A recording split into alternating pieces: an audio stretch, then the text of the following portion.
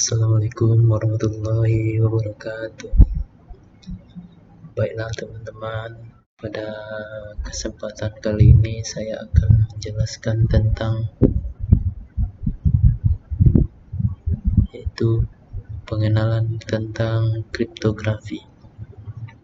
Di sini saya akan menjelaskan apa itu tentang kriptografi itu sendiri.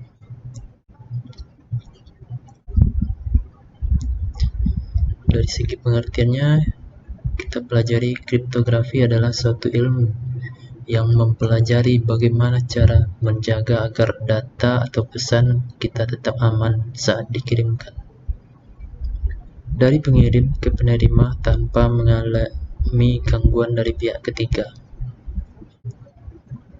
Hal ini seiring dengan semakin berkembangnya teknologi jaringan komputer dan internet, semakin banyaknya aplikasi yang muncul. Memanfaatkan teknologi jaringan, beberapa aplikasi tersebut menuntut tingkat aplikasi pengiriman data yang aman. Yang kedua, proses utamanya yaitu enkripsi adalah suatu proses di mana informasi atau data yang hendak dikirim diubah menjadi bentuk yang hampir tidak dikenali. Sebagai informasi awalnya dengan menggunakan algoritma tertentu. Deskripsi adalah kebalikan dari enskripsi, yaitu mengubah kembali dalam bentuk tersamar menjadi. Di dalam kriptografi ada beberapa istilah, yaitu plain text, yaitu disingkat dengan M atau message, atau pesan yang hendak dikirimkan, yaitu berupa data asli. Ciphertext, lambangan dengan C, yaitu pesan terenskripsi, tersandi, terkunci, yang merupakan hasil dari enskripsi. Dan enskripsi sendiri itu adalah proses pengubahan plain text menjadi ciphertext. Deskripsi sendiri adalah kebalikan dari enskripsi, yakni mengubah ciphertext menjadi plain text sehingga berubah data asli. Yang terakhir, kunci.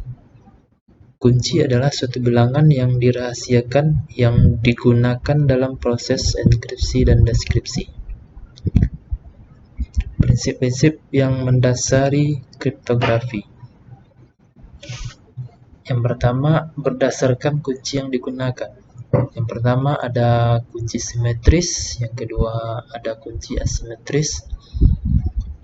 Nanti di tahap selanjutnya kita akan bahas tentang apa itu asimetris dan simetris. Dan berdasarkan besar data yang diolah. Ada yang algoritma block cipher, ada algoritma stream cipher. Confidential, integrity, availability, authentication, non-reproduction.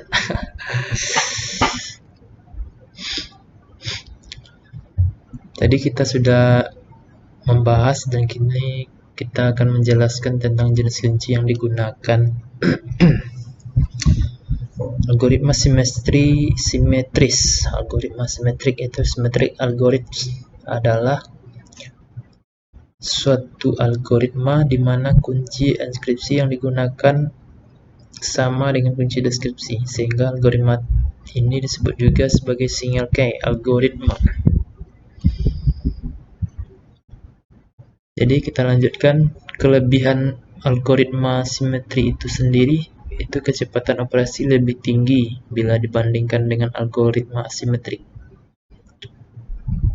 Karena kecepatannya yang cukup tinggi, maka dapat digunakan pada sistem real time. Kelemahan algoritma simetri. Oh, di sini ada kelemahan dan ada kelebihan. Untuk tiap pengiriman pesan dengan menggunakan pengguna yang berbeda dibutuhkan kunci yang berbeda juga, sehingga akan menjadi kesulitan dalam menimbang kunci tersebut. Permasalahan dalam penerimaan kunci itu sendiri disebut key distribution problem. Di sini kita akan bahas tentang algoritma simetri. Apa itu algoritma simetri?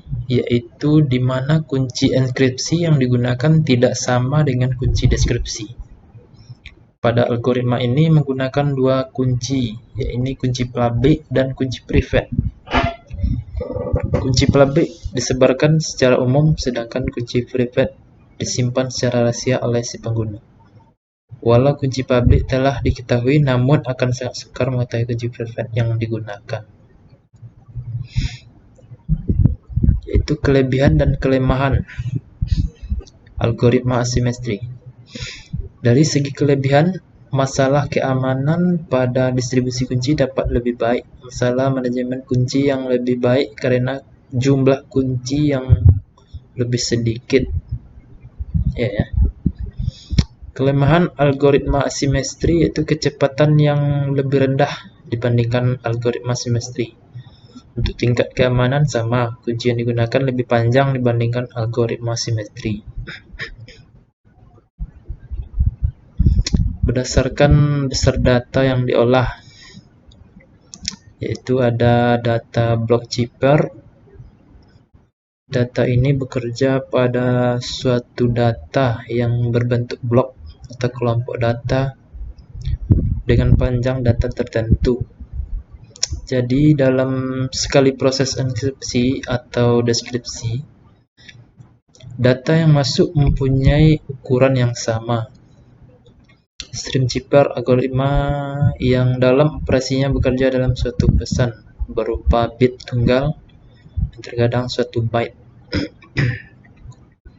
Jadi format data berupa aliran dari bit untuk kemudian mengalami proses enkripsi dan deskripsi. Sekian dari presentasi saya. Kalau ada kesalahan mohon dimaafkan. Tolong subscribe, like, dan komen.